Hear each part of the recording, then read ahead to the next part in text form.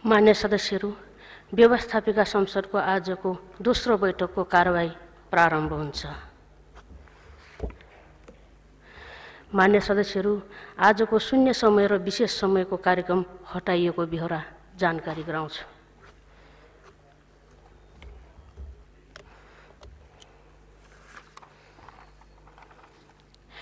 मान्य सदस्यहरू, व्यवस्थापिका संसद नियाली 2073 को नियम 177 बमोजिमका समितिहरूमा देखाएका मान्य सदस्यहरूको नाम थप गर्न सभाको सहमतिका लागि प्रस्ताव गरेको छु।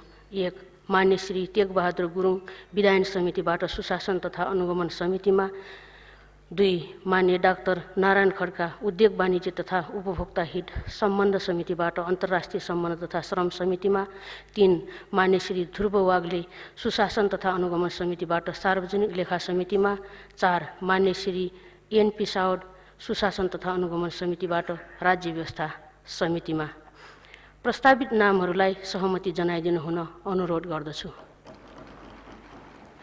प्रस्तावित नामहरूलाई सभाले सहमति जनाएको घोषणा गर्दछु।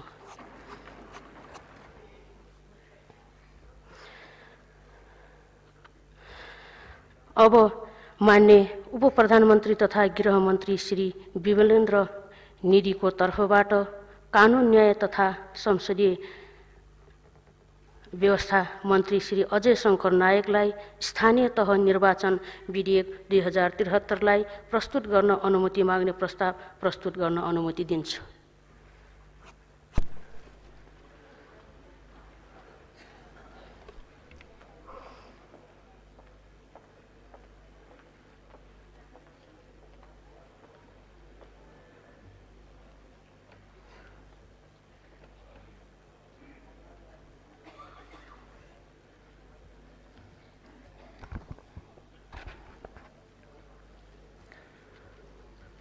सम्मान्य सभामुख महोदय, नेपालको संविधानले स्थानीय व्यवस्थापिका र स्थानीय कार्यपालिकाको व्यवस्था गरेको छ।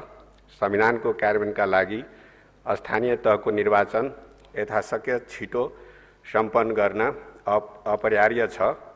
संघीय लोकतान्त्रिक गणतन्त्र बहुदलीय राजनैतिक व्यवस्थाको आदर्श अनुरूप समानुपातिक समावेशी प्रतिनिधित्वको सिद्धान्त अनुसार स्वतन्त्र, निष्पक्ष र भयरहित वातावरणमा स्थानीय तहको निर्वाचन गर्ने कानुनी व्यवस्था सुनिश्चित गर्नका लागि स्थानीय तहको निर्वाचन सम्बन्धित व्यवस्था गर्ने बनेको विधेयक 2073 लाई प्रस्तुत गर्न अनुमति माग्ने प्रस्ताव प्रस्तुत गर्दछु।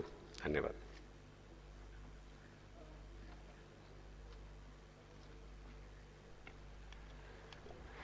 मान्य सदस्यहरू, उक्त प्रस्तावमाथि व्यवस्थापिका संसद नियाली 2073 को नियम 121 बमोजिम विरोधको सूचना प्राप्त नभएकोले स्थानीय तह निर्वाचन विधेयक 2073 प्रस्तुत गर्न बैठकको अनुमति प्राप्त भएको घोषणा गर्दछु।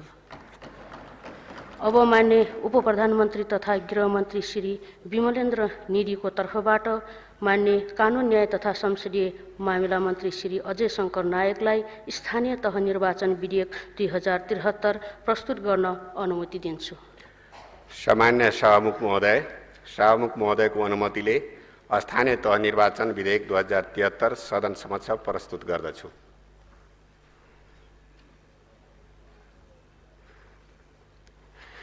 अब मान्य उपप्रधानमन्त्री तथा गृहमन्त्री श्री विमलेन्द्र निधिको तर्फबाट मान्य कानुन न्याय तथा संसदीय मामिला मन्त्री श्री अजय शङ्कर नायकलाई निर्वाचन कसुर तथा सजाय विधेयक 2073 लाई प्रस्तुत गर्न अनुमति माग्ने प्रस्ताव प्रस्तुत गर्न अनुमति दिन्छु।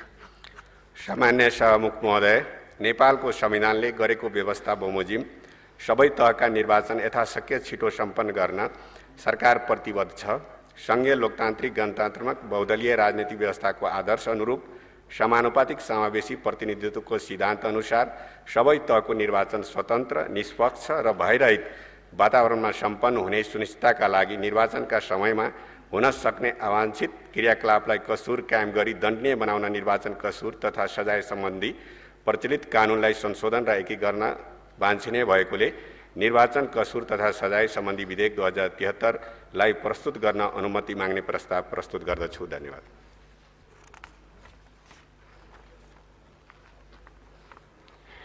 मान्य सदस्यहरू, उक्त प्रस्तावमाथि व्यवस्थापिका संसद नियाली 2073 को नियम 121 बमोजिम विरोधको सूचना प्राप्त नभएकोले निर्वाचन कसुर तथा सजाय विधेयक 2073 प्रस्तुत गर्न बैठकको अनुमति प्राप्त भएको घोषणा गर्दछु। अब मान्य उप प्रधानमन्त्री तथा गृहमन्त्री श्री विमलेन्द्र निधिको तर्फबाट कानुन न्याय तथा संसदीय मामिला मन्त्री श्री अजय शङ्कर नायकलाई निर्वाचन कसुर तथा सजाय विधेयक 2073 प्रस्तुत गर्न अनुमति दिन्छु। सामान्य सभामुख महोदयको अनुमतिले निर्वाचन कसुर तथा सजाय विधेयक 2073 सदन समक्ष प्रस्तुत गर्दछु।